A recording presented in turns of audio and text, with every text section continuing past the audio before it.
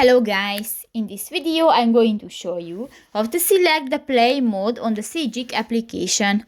But first of all, I just want to mention, please don't forget to subscribe to our channel, because at 100,000 subscribers we are going to show you our YouTube revenue statistics and growth strategy, how to make money online. So let's jump into it. First of all, open the application on your device. Click to the three lines at the upper right corner of the screen, and here you can find the settings option. Click that, and in the general section go to the second option, the language and sounds, and in the play hour section you can find the default output or the forced phone speaker option, and just select one, for example the that. So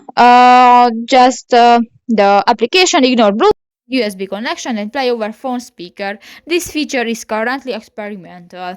So that's pretty much it for this video, guys. See you in the next one. Bye bye.